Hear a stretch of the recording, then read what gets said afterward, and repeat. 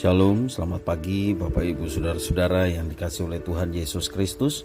Berjumpa kembali bersama saya Pendeta Eka di dalam renungan firman Tuhan pada hari ini, hari Senin 11 Oktober 2021. Sukacita dan damai sejahtera dari Tuhan Yesus kiranya menyertai kehidupan Bapak Ibu Saudara sekalian yang pastinya mendatangkan kebahagiaan buat kita. Puji nama Tuhan. Sampai pada pembacaan kita hari ini 2 Tawarik pasal yang ke-34, kiranya firman Tuhan memberkati kita sekalian. Sebelum kita merenungkan bagian dari pasal yang kita baca hari ini, mari kita akan berdoa bersama. Tuhan Allah Bapa di surga yang kami puja sembah dalam Yesus Kristus, kami bersyukur untuk setiap kebaikan Tuhan yang boleh kami alami dari hari ke hari sampai pagi hari ini. Kami boleh diberikan kesegaran baru, hari yang baru.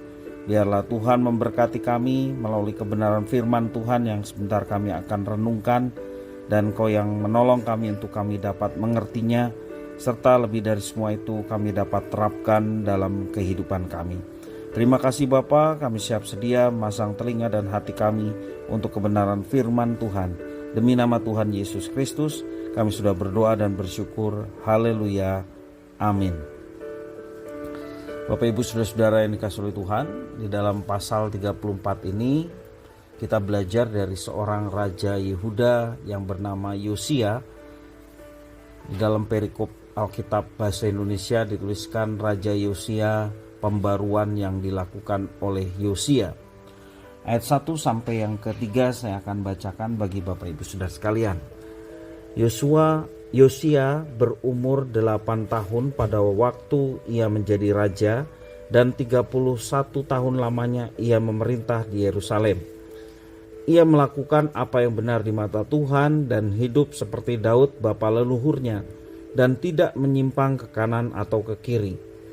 Pada tahun ke-8 dari pemerintahannya, ketika ia masih muda belia, ia mulai mencari Allah Daud bapa leluhurnya. Dan pada tahun ke-12 ia mulai mentahirkan Yehuda dan Yerusalem daripada bukit-bukit pengorbanan, tiang-tiang berhala, patung-patung pahatan, dan patung-patung tuangan. Bapak Ibu Saudara, di usia yang muda, Yosia telah melakukan reformasi yang luar biasa. Yosia berumur 8 tahun saat menjadi raja, masih sangat muda, tetapi ia dewasa secara rohani. Ia melakukan kebenaran di mata Tuhan dan hidup seperti leluhurnya Daud. Saat berumur 16 tahun, Yosia mulai mencari Tuhan, dan saat umur 20 tahun, ia membersihkan segala bentuk berhala yang ada di Yehuda dan di Yerusalem. Memang tidak mudah yang dilakukan oleh Yosia, mereformasi spiritual secara besar-besaran. Tentulah ada pihak yang menentangnya. Namun Yosia berhasil karena Tuhan ada di pihak Yosia. Bapak Ibu Saudara-saudara yang dikasihi oleh Tuhan, kita patut bersyukur jika sudah lama menjadi orang Kristen. Namun ada orang yang sudah puluhan tahun menjadi Kristen, sikapnya masih kekanak-kanakan. Maunya mendengarkan firman Tuhan yang enak di telinga. Saat mengalami kesusahan, mulai mengeluh, mulai protes, ya. Saat dosanya ditegur, menjadi marah. Nah, Bapak Ibu Saudara-saudara yang dikasihi oleh Tuhan, sikap-sikap seperti inilah yang menunjukkan ketidakdewasaan di dalam iman. Kita perlu menyadari bahwa kedewasaan rohani seseorang tidak ditentukan dari lamanya ia menjadi seorang Kristen, tetapi dari seberapa banyak ia bertumbuh menjadi semakin serupa dengan Kristus.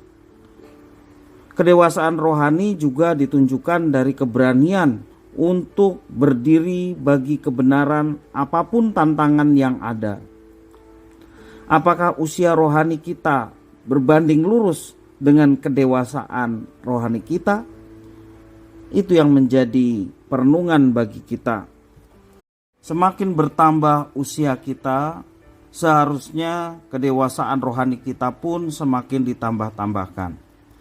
Maka visi gereja kita, Bapak Ibu Saudara-saudara, adalah gereja yang memiliki kehidupan yang seperti Kristus. Kita semua memang tidak akan sama persis dengan Kristus, karena kita orang berdosa, dia sama sekali tidak berdosa, bahkan tidak mengenal dosa. Tetapi firman Tuhan mengajarkan kepada kita memiliki kehidupan seperti Kristus telah hidup. Itu yang menjadi target kehidupan kita. Dan kita tahu ketika kita mengupayakan itu semua, harus ada pertumbuhan rohani yang terjadi di dalam kehidupan kita. Kita bukan lagi orang-orang Kristen yang mudah tersinggung, orang-orang Kristen yang mudah marah, tetapi kita menjadi orang-orang yang dewasa, dan apapun yang terjadi dalam kehidupan kita, kita menghadapinya dengan keberanian, karena kita tahu bahwa Tuhan menyertai, Tuhan membimbing, dan Tuhan akan menolong tak kala kita menghadapi tantangan dan kesulitan hidup. Nah, Bapak Ibu Saudara-saudara yang dikasihi oleh Tuhan, dari pembacaan kita pada hari ini, kita mendapatkan pembelajaran yang baik. Kedewasaan rohani diukur dari seberapa banyak kehidupan kita diperbaharui di dalam Kristus.